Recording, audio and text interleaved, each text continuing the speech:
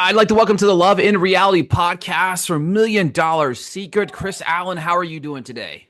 I'm doing great. Happy to be here, Ricky. Yeah, I'm excited to chat with you.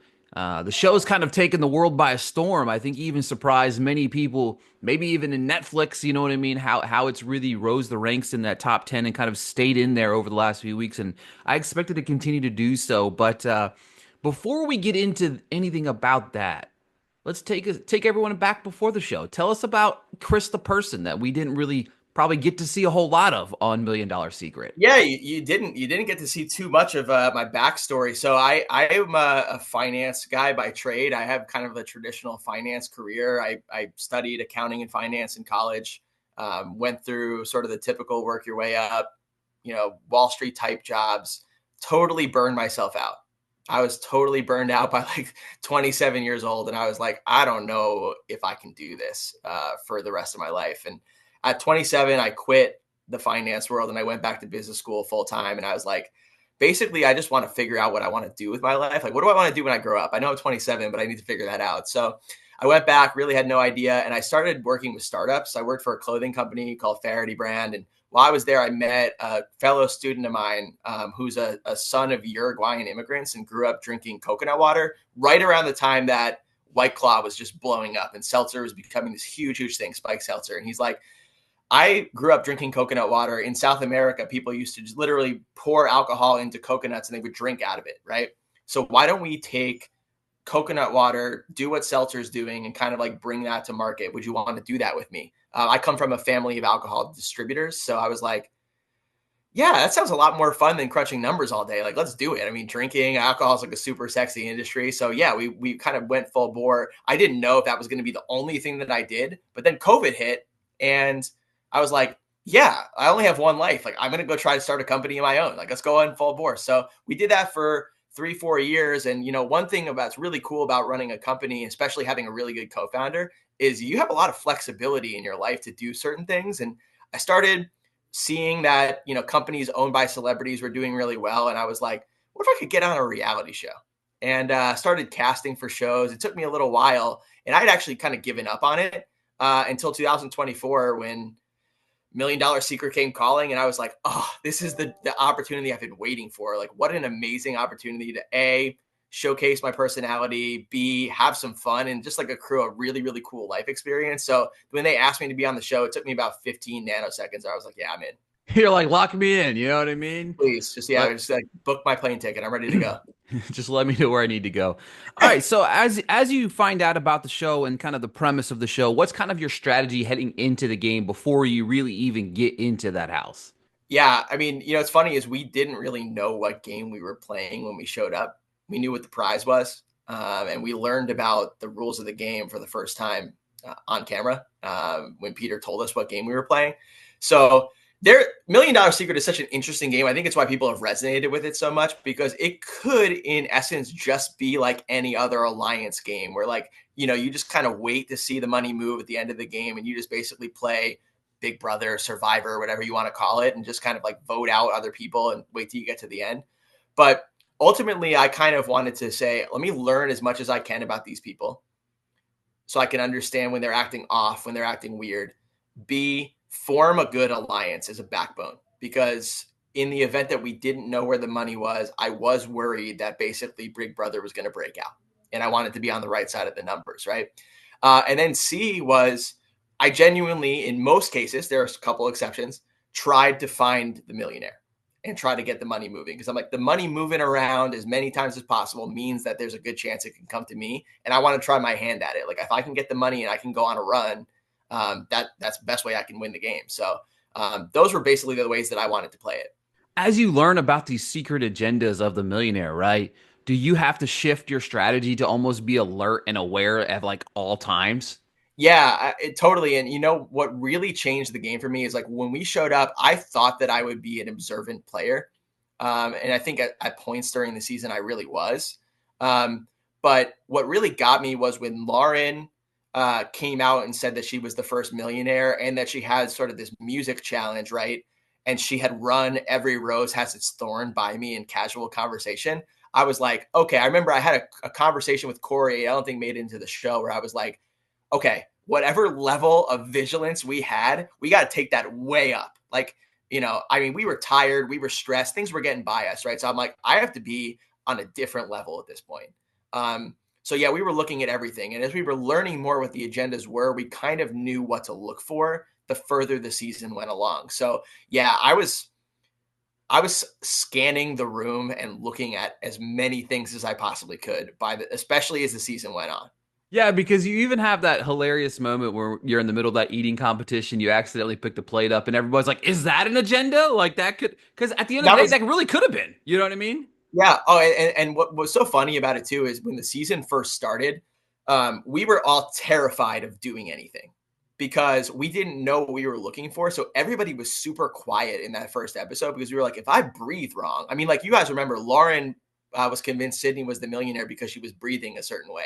Like you were really, really convinced. And I remember early on in the season, you're sleeping in a different room than you're used to, right? I had a really bad night of sleep. I think maybe like the second night we were there, and I was super tired. And I was like, okay, like you got to bring the energy level up, man, because they're going to be like, Chris is really quiet. Oh my God, he might be the millionaire, right?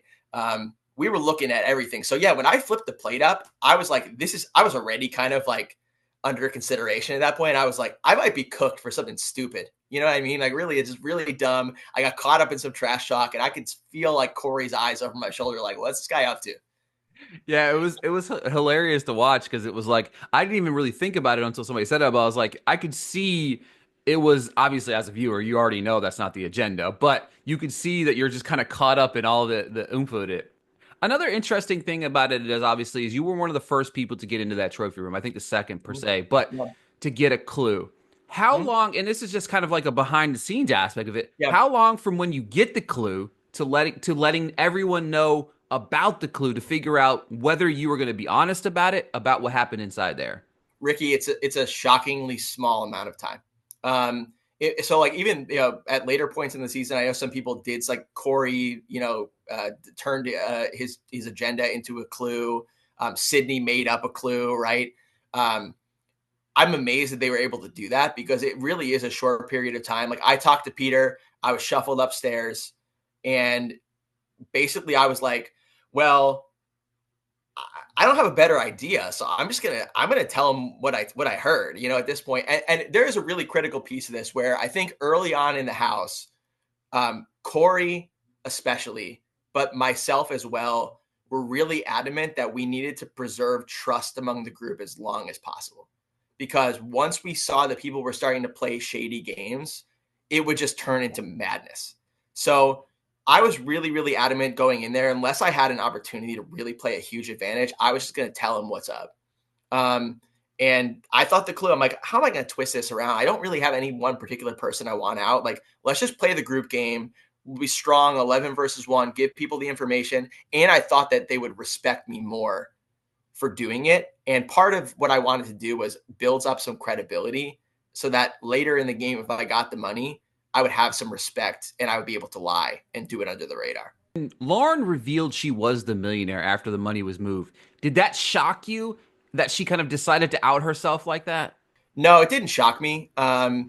You could see, I mean, Lauren was an incredible millionaire. Like, I mean, everybody watching the show basically saw she completed all of her agendas. Um, she, was able to evade 2 votes. I was pretty convinced by the end of the second episode that Lauren had it, right? I said so to Peter in the trophy room. Um, it didn't shock me that she did that. It also didn't shock me that she said it because Lauren, you guys are learning a lot more about Lauren. Amazing person. I don't think that she had the capacity to continue to play that game of lies. She just, you could see it was wearing on her. She'd also just seen her best friend go home at her expense. So it didn't shock me at all. But yeah, it was just kind of a turning point in the whole season. Yeah, let's talk about one of those millionaire kill shots, right? The kill shot on Lydia. Take us behind what's the vibe at the table because nobody saw that coming, right? Everybody's sitting at the table. The last person, I think, as a viewer too, watching it, I was like, wait, did I hear that right? Take us through the vibe at the table as it happens and maybe even just what happened a little bit after.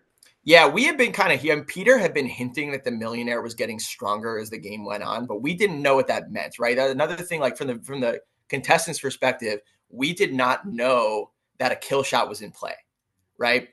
So I'm actually pretty glad that I told Lydia that I was thinking about Sam and that she went and told Sam that, because I think it spared me from the kill shot, right? I was pretty sure pretty early on that Sam had the money. There was something about the way she was talking that I'm like, this is probably the quickest one that I got to. I'm like, I have a pretty good feeling that she has it. Um, wh- I didn't know that Lydia had gone and told Sam that I was thinking about her. I thought maybe like Sam would have implied me. We were all basically just preparing for Sydney to go home, right? Like, I mean, she wore her goodbye dress, the diamond dress, right? I was convinced that she was going home. Obviously, I was sad about it. Like, I mean, she was like probably the closest person to me in the game. I was pretty upset that she was going to go home. And then when the kill shot came out and it was Lydia, we were shocked. I mean, we were completely stunned.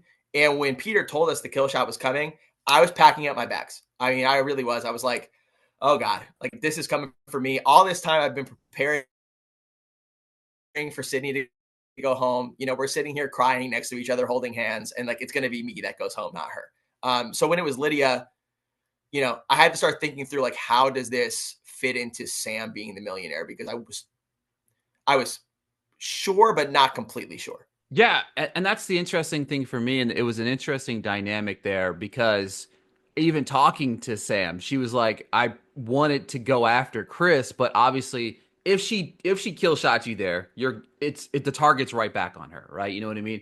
And as she Yep. even said, she knew that you had an inkling of it being her. That's and you talk a little bit about it, but was there anything she did or how she played? Because you were like the first person on Yeah. Sam, like you were the first person, and you stayed on Sam on up until you were eliminated there. Yep. Yeah, there's one thing, Ricky, that I stood by in this game the entire time, which is a fundamental like psychological belief I have about people, which is that if they're forced to lie, they're gonna skirt around the lie, and they're going to like do whatever they can to avoid saying a direct lie. They're going to skirt around it. So with Lauren, what that meant was she would always kind of be like, I don't know, like I'm not sure. Who do you think has it? I don't know. I like everybody. You know, I mean, she was kind of just talking around things to avoid implicating other people. With Phil, he was wearing it a little bit. So it was a little bit more direct, I would say. With Sam, with the second we opened the boxes and she came back, I said something like, this is the first time that I wanted to have the money, right? Because I think with 8 people, you can just go on a run to the end of the game. And I said that straight up because I meant it. I was genuinely disappointed to have not gotten it. Cara was like, yeah, I still didn't want it, whatever. And Sam was kind of like, oh, yeah. Mm-hmm. Like, yeah, definitely. She was kind of just like, she just kind of mumbled something and like looked off in the distance. I was like, what was that? That's cool. What kind of answer was that, Sam? Like Sam and I, we obviously went head to head in the game a lot. She's very talkative, and I am too. So like, I was like, it's kind of looking. I think she said something like, "I've never been more motivated to get that person out than I am now," and I was like, yeah, that's not what I asked you. Like, as you know what I mean. So like, uh, something about her energy and her body language. I didn't think I was intuitive. I thought I'd be more of like a logical player, but I could just tell right away. I'm like, this is probably the most sure I've been right off the rip that this is the person that had it in terms of an energy shift. And then we're gonna follow it up with a question about one of the biggest question marks from the season is why you decided to lie about voting for Sydney. Take us Yeah. behind the idea here and what was going through Yeah. your head. Yeah. I mean, you talked to 11 people in the game who didn't win. We all made $1 million mistake, right? That was easily mine. And to be honest with you, I kind of knew it was almost immediately, right? So just kind of take you through the process of how that went. That was really the first time that we kind of just went right back into gameplay after an elimination dinner. Like usually that would be kind of the end of the day. Um, we were stunned by the kill shot, shell shocked, and we go right in. And I wasn't preparing for Kyle to say, "Hey, everybody, say who you voted for," right? So I'm thinking in my head, split second decision. I have 3 options. One is I go at Sam straight up and in the open, but we had seen kill shots repeated, or not kill shot. We'd seen millionaire advantages repeated, right? So I'm like, okay, people have been able to move the money twice. What if there's another kill shot coming? Maybe not this round, but the next round. I better not go at the millionaire straight up and just be like, I'm going at you in the open, right? Number 2 was I could just throw my vote for Sydney because she had 1 foot at the door, right? The votes were well against her, you know. Um, And then number 3 was I could have said I voted for Lydia. She wasn't there, but the problem is if I did that, that was who the millionaire voted for. So I would have been kind of stepping into that pool that got Jamie in trouble, right? So I made a split-second decision and said, I don't want to go at Sam in the open. I think Sydney will respect the decision that I made. And I think that with the relationship that we built in the game, I can kind of win her back over and explain it to her, right? Obviously, it was completely the wrong decision. What I didn't expect was A, that I was going to be in the firing line for the next elimination, B, that I wasn't going to be able to get Sydney back on my side, and C, that there wasn't going to be another kill shot, right? It would have been way smarter for me to just go at Sam and also recognize that if I was so open about it, she wouldn't kill shot me anyway, because they'd be like, oh, it's automatically invoking myself as the millionaire. If I go at the guy who's going at me and I kill shot him, they'd be like, it's you.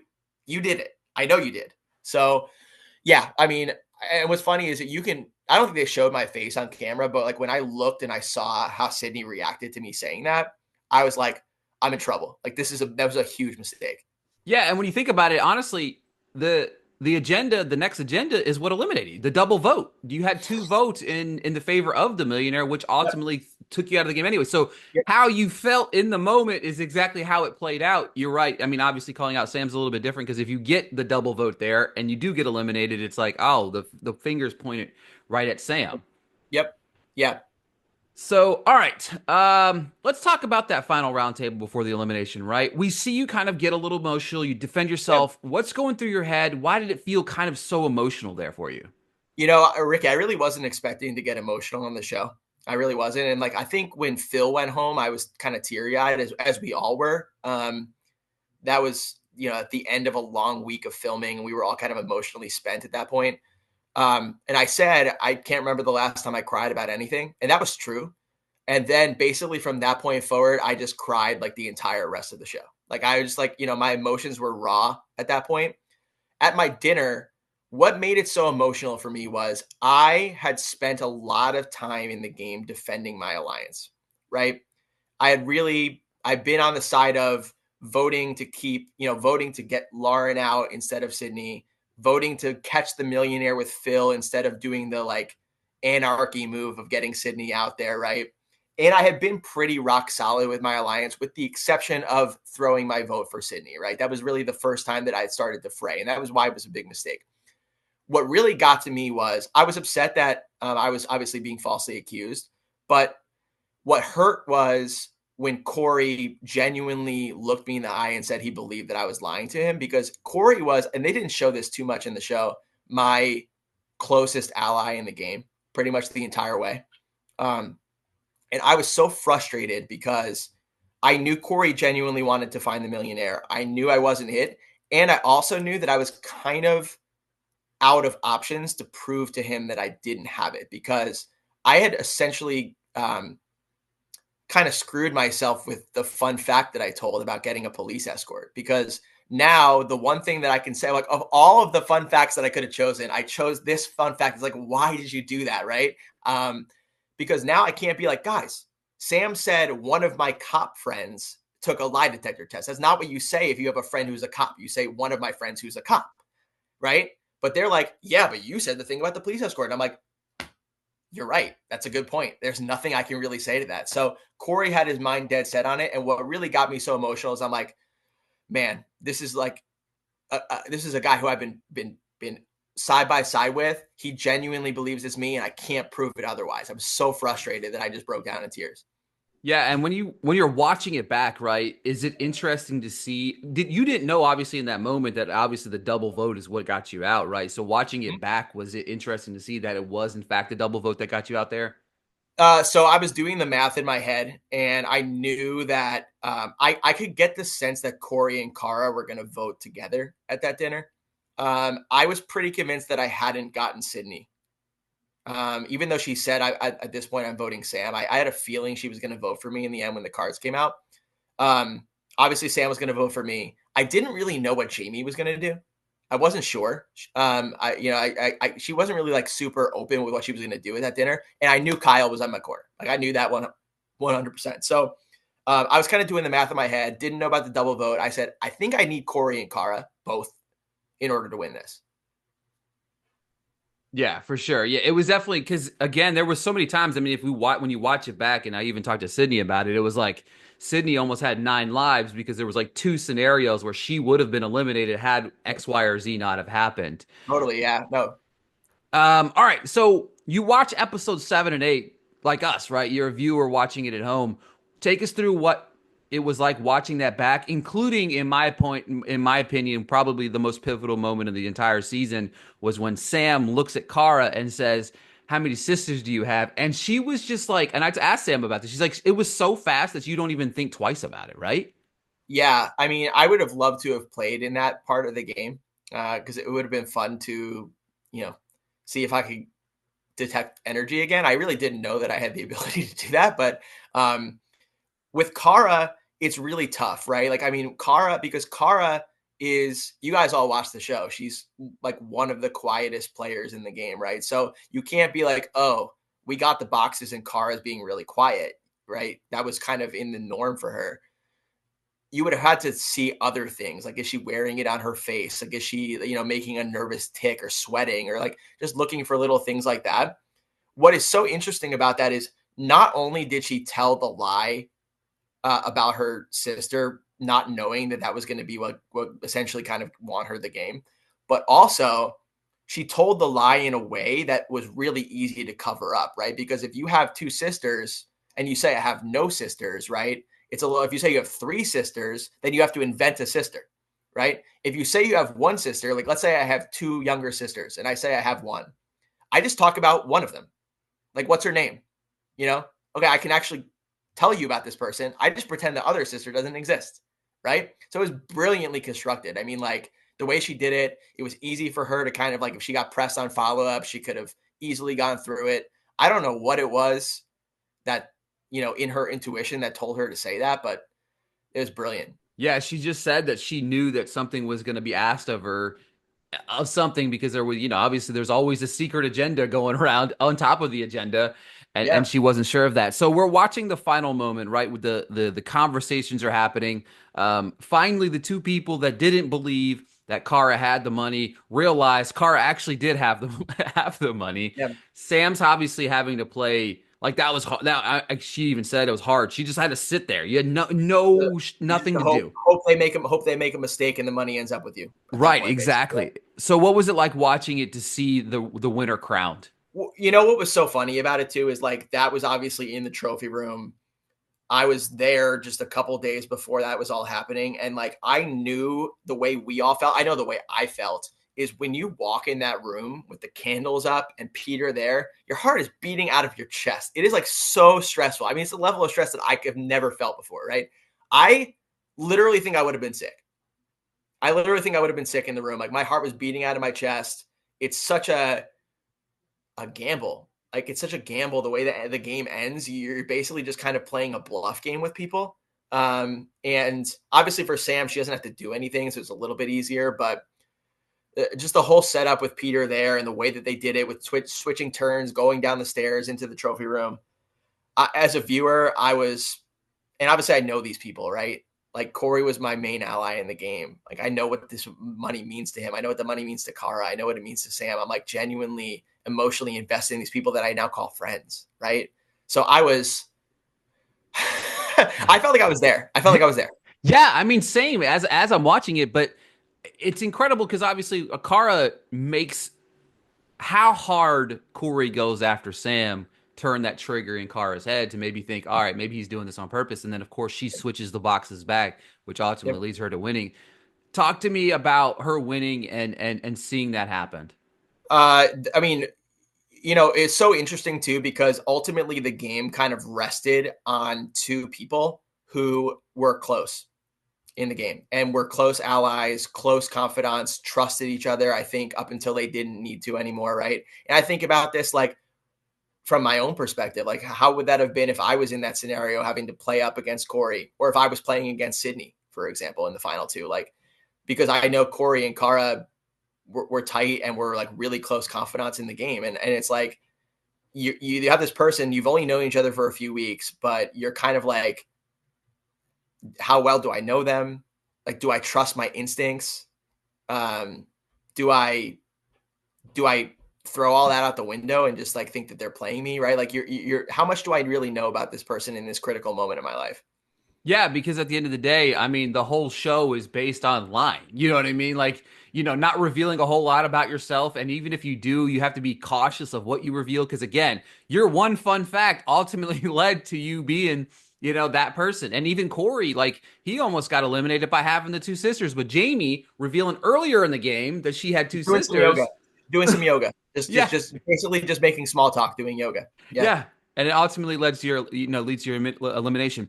I love Peter, right? Fun host. I thought he had some great one-liners. Tell us a little bit about your interactions with him. One of the highlights of the show for me was Peter being there. I mean, he was great before the takes. He was great during the takes. His voice and like his just like he has like an air about him, like and you're like, oh yeah, that guy's in movies. Like you can just feel it when he walks in the room. His outfits were amazing. Honestly, to be quite honest with you, I wanted to get the clue in the trophy room every time I was in there, just because I could get a one-on-one scene with Peter and kind of like do some banter with him. And those moments were like super cool. So I think pretty much all of us loved the fact that he was the host. Have followed his career since. I mean, I went back and watched like his entire filmography. And yeah, I think he's going to be a great spokesperson for this franchise as it goes forward. Yeah, I agree. He was just fun, and he was so quick with it. And what shocked me, even like whenever we watched the finale, and they're like, when it was like, oh, she has two sisters, and like Sam was like all shocked. He's like, well, you lied about being a cop. You know what I mean? It was just so like boom, Yeah, boom, and it's just I was crazy. especially I was especially glad he closed the season with that because I was like, yeah, she was not me. Exactly. Exactly. I called this. I knew it. Damn Dude, it. Was there a moment that you had wished was shown that wasn't? yeah, you know what? I do. I do. There is one that I wish was shown. A lot of people have been making comments about me sort of unilaterally declaring myself a leader of the house. I want to clarify that that wasn't unilateral. I didn't declare myself the leader of the house. During Phil's dinner, he kind of pushed back on those who were following me into the decision to vote him out. And he said that he called me the chairman of the board of the game, right? And he said, like, basically, I call him the chairman of the board because he speaks and people do like follow.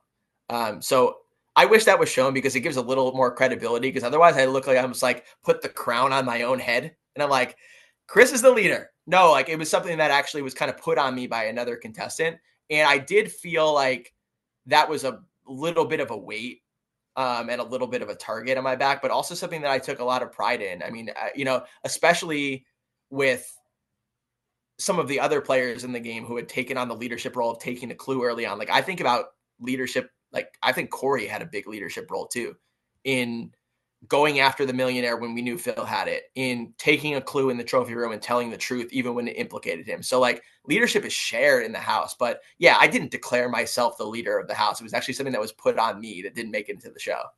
With you obviously now being in the Netflix reality universe, have you been approached about any other shows or are there any shows that you are eyeing that you would like to be on?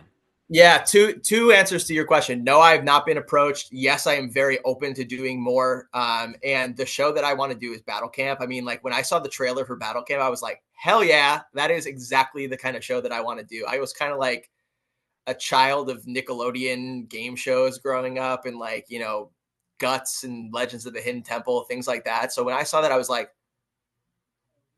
yeah, I need to be on that. You're like, So call me, please. yeah, and I love the challenges. Like I think the challenges was a really fun part. I obviously had some pretty boneheaded spots in the challenges, but I also think some of them I was pretty good at. So I think it could be a good show, a good fit for my strengths. All right, with $1 Million Secret winding down, what's next for Chris? I got all sorts of things going on, but I also don't necessarily know what direction I'm going to take them. Right now, it's kind of like the wind is just hitting us in the face, and we're just trying to stay standing upright. Obviously, I have my beverage business. I have a beverage consulting business as well, so I'm doing a lot of consulting work at the moment. But obviously, one of the really cool things is when you're on a platform that's this big, is you can attract a lot of people that see you as like-minded, right? So with me being a business owner and somebody that's frankly struggled in business at times too, right? That's part of the reason that I was able to go on the show. Is I've attracted a lot of people who have their own business, who have dreams of starting their own business, and kind of saw in my story something representative of themselves. So, what I really want to do is use this platform to create content and create community to kind of bring people together around the concept of small business, entrepreneurship. And really, my passion is like helping people achieve their dreams of running businesses in a way that is sustainable, and helps promote and maintain their mental and physical wellness, which is really, really hard to do.